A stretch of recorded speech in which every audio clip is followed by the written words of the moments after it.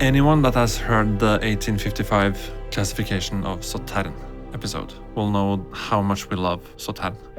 But this episode, we're going to talk about maybe the biggest curiosity of them all. It's in my book, best wine in the world. I don't think it's only in your book.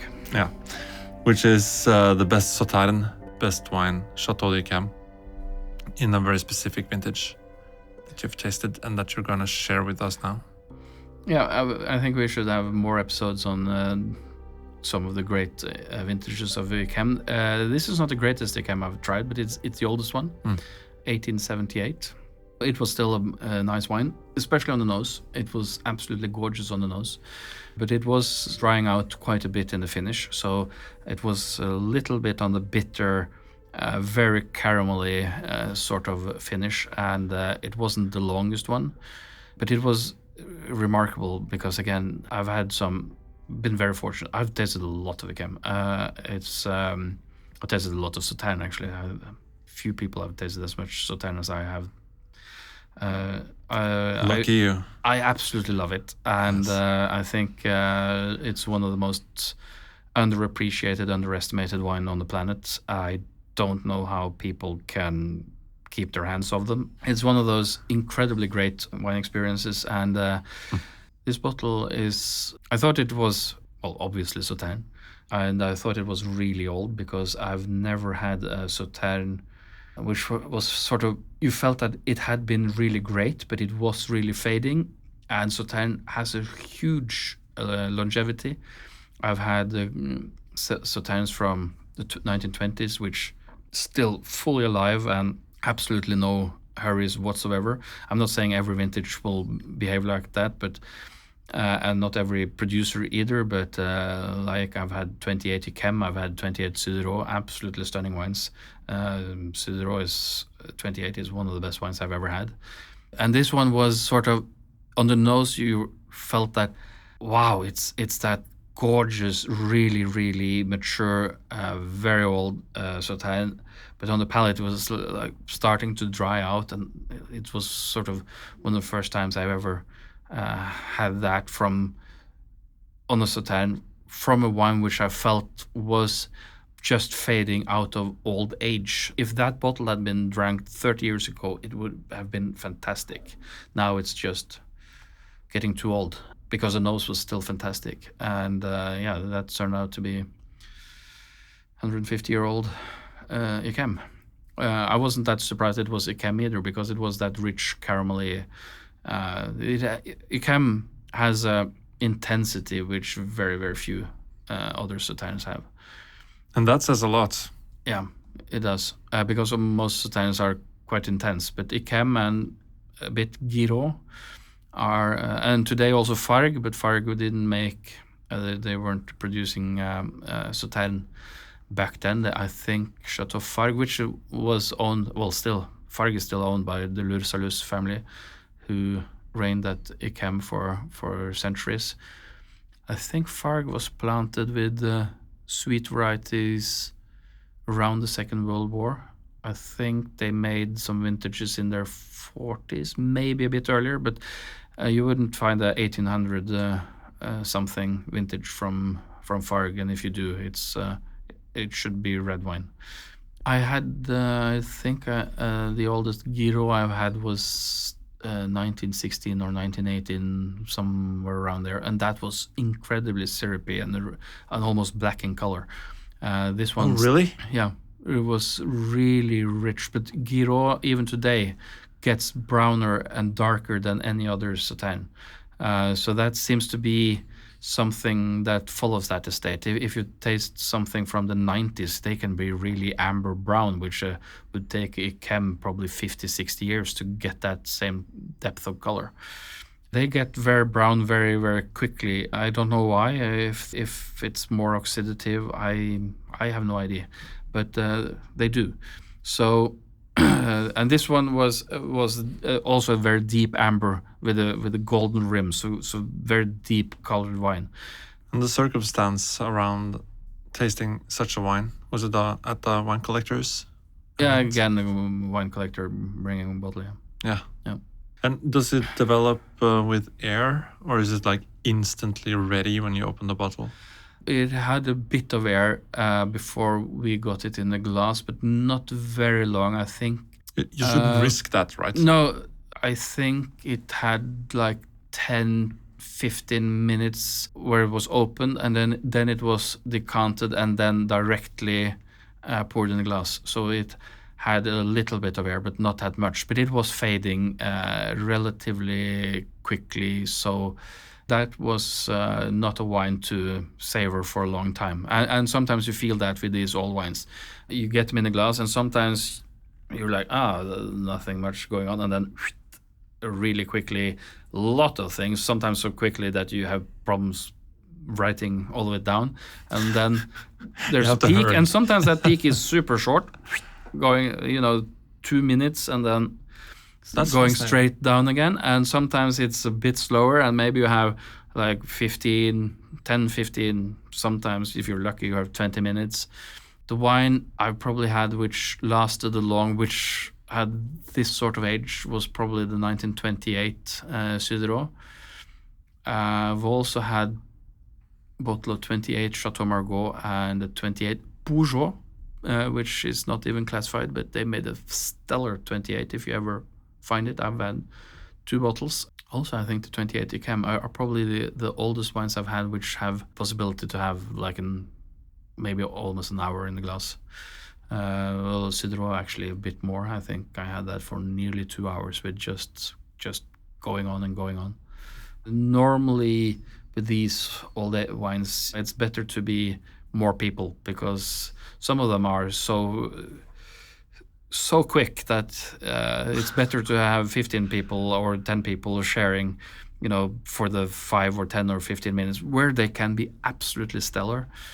And but some of them can fade extremely quickly. Others last longer. But when you go up to the 30s and 40s, then you can have wines which still... I've never been few enough people on the bottles from the 20s. When people are opening these bottles, they normally want quite a few people to share them. So you're not sitting with a full glass. So, and I'm really happy with that. I think it's very nice that as many people as possible are sharing these really, really special bottles. Sometimes when I see some wine producers, for example, they have one super important critic and they want to open something super old, which they have 1 or 2 bottles left of. Personally, I think it's a bit of a shame that they're only letting one person other than themselves see that hopeful beauty. If I was a wine producer, I would get as many people as possible of good clients or family members. I don't know, but I would get as many people as possible to taste these sort of super, super rare bottles, which every single one of them will be an experience. And it's a huge bonus when they're super good, but it's still a huge experience if they're not fully up to it. It's such a rare treat. For example, I was on this fantastic tasting with Brancantenac. Unfortunately, I did not have the time to stay for lunch. I was in Bordeaux with some clients, so I was just fortunate enough to be able to take 3 hours out of our program to visit for the vertical tasting. But for the lunch, they opened, I think from the pictures I've seen, I think it was a 61, 59, 47, 45, and the 28, which are mainly the most iconic vintages of the 1900s in Bordeaux. And so I can't tell you how those bottles tasted, but that's fantastic. All the most important Bordeaux critics around the planet was on that tasting. So more or less, there were few American and few Asians who I guess were invited, but I can understand if you're not flying in from Los Angeles or Hong Kong for one event, even if it's a massively nice event. I was very fortunate that I was in Bordeaux, even if I couldn't attend lunch, but there you go. So after you open a bottle, the peak of the wine, or like the moment where the wine is best, it's fading. So you open the bottle and you have a certain amount of time, and the older the bottle, like the 1878, Chateau d'Yquem, has like a short peak.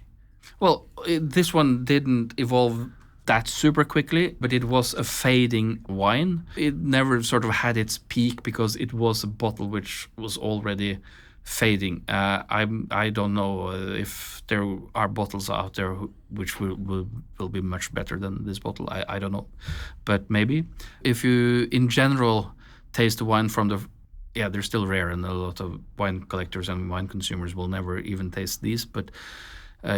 There's always a sort of drinking window. It's the same with a fairly new wine. If it's 10 years old, how much should you decant it for having the sweet spot where that bottle can get to at this stage? That's what takes a lot of knowledge, and I think people talk too little about, first of all, phases in wine. When I got into wine, every old wine collector I talked to, which were in their 50s, 60s, 70s back then, would always talk about, no, you can't drink the 86 Bordeaux because it's in the face.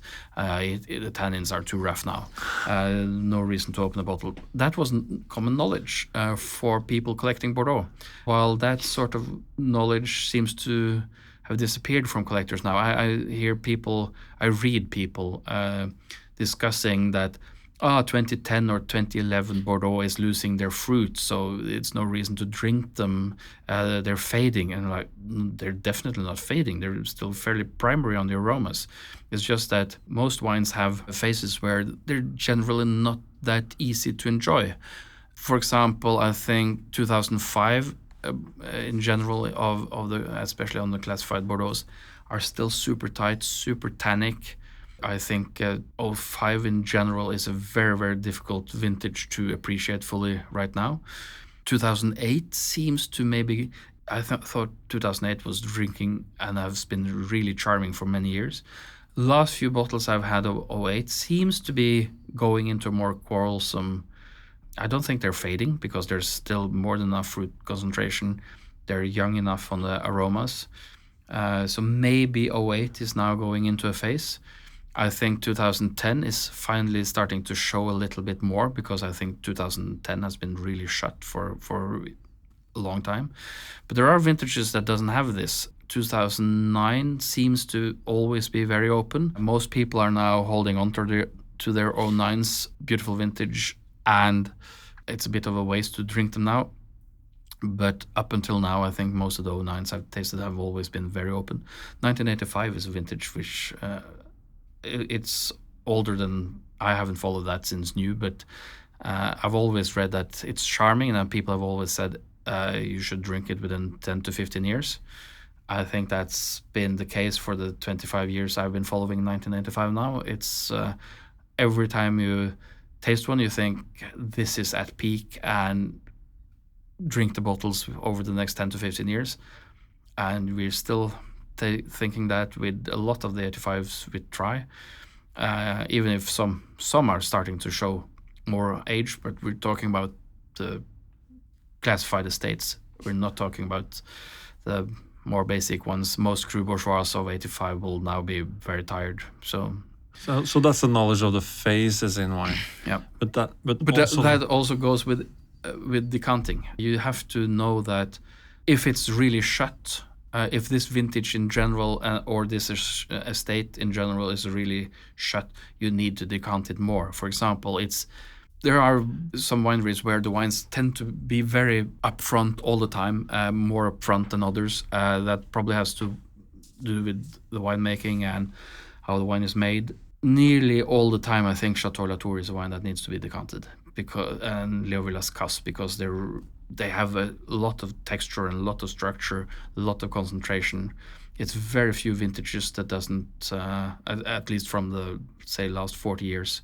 And even some of the weaker vintages can need decanting, but then maybe only for 10 minutes. But that's knowledge you need to know on basics on absolutely every vintage. That's one of the things when I do wine tastings for group of collectors or consumers, and sometimes they want to open something really super special, and that's a bottle which sometimes need 1 hour of decanting, other times needs 3 hours of decanting, and they always want to have we should have this with the main course because that's the top wine on this tasting and blah, blah, blah. And I always say that when you open something super special, like the first growth should always be a super special wine to open, or a special vintage. You have to let that wine decide, because you never know if this bottle is early bloomer or late bloomer.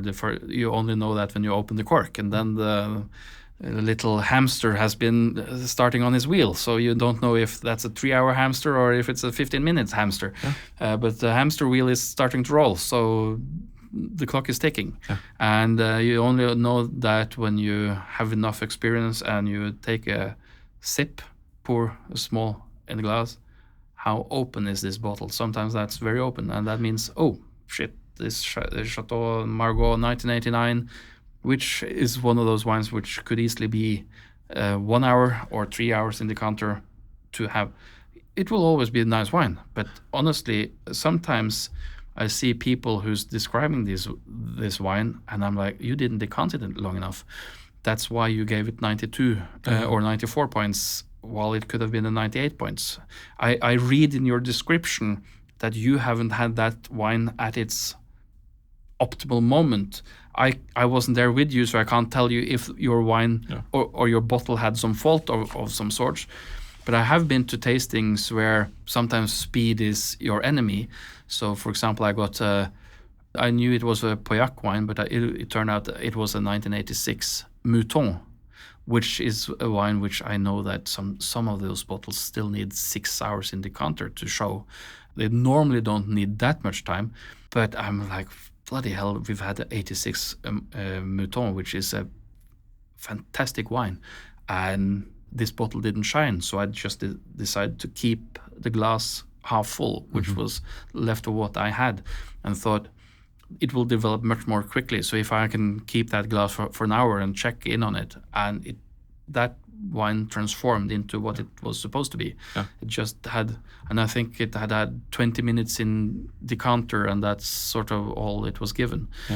That was just way too short.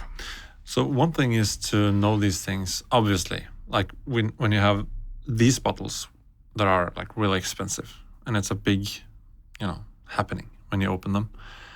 But it's also like more regular wine, like 20, 30 euros kind of wine, and up to 100, just so you know that there is an evolution going on from hour 1 to 2 to 3. And even though you don't know about it, you're not an expert on these areas or these wines, just know that and try to notice that. It's actually, don't be in a rush. Don't just open it and drink it. It's like, I think the easiest way to learn or get a feel is that decanting is not complicated. If you just start to decant absolutely everything you open at home, and trust me, most of us, myself included, we're not drinking 1878 Yquem every weekend. Yesterday I had a Chianti Classico from Netardi, which is how much is it? 25, 30 euros out in Europe, somewhere around there. One of my favorite Chianti Classicos, not talking about the Reservas or Gran Selezione, but basic Chianti Classicos. I think that it just something about the fruit and the concentration and style I absolutely love. But that wine, for me, nearly always is better after about 1 hour in decanter. In some vintages, 1.5, but in most vintages, 45 minutes to 1 hour, I think that's when the fruit really starts to settle. If I'm at home, I don't always decant, because then I follow normally that single bottle from, say, 5 until I go to bed at like 1 at night. So I follow it for 6, 7, sometimes 8 hours. So then I don't really need to decant it. But when I'm together with wine friends, we open 1 or 2 bottles each just to try. Most of the time, these wines are not super old. They're made within the last 10 to 15 years most of the time. All of us always decant, and sometimes the wine only gets half an hour in decanter. Other times, the person bringing it says, "Oh, this needs 3 hours," and then someone else said, "Yeah, but I think I'll step in with mine, then I think it's got enough air. But it's always decanted. I only do it if it's a wine I think is super tight. So, for example, I decanted the last time I was home. I decanted the 2010 La Rioja Alta Viñardanza. That's a 35 euro wine. Not super expensive stuff, which is also one of my favorite wines in that price range. But I know that 2010 in general a more tight vintage, so I would decant that. If I open a 2014 or 2012, I'm not talking specifically about La Rioja Alta, but 2010 as a vintage in general is a vintage I would decant. Same with 15, maybe not 11, 12, 14, which are more open vintages in general. This is very general, but at least in Europe, it depends. But it's easier to just decant everything, and you don't need a super fancy, super difficult to clean, breaking, shattering to a million pieces of glass if you look hard on it. 400 euros decanters. You don't need that. Those are beautiful and they're great and lovely and all that. And some of them are more or less a piece of art. Do that with your super nice wines. I use a basic IKEA water mug for my decanting at home because it's super easy to clean and it does exactly the same work. And it doesn't shatter if you gently knock it into your kitchen sink when you're trying to rinse it. So don't make it more difficult than it has to be. Well, that was a lot of things which had nothing to do with 1878 Yquem, but there we go. Yeah, why not?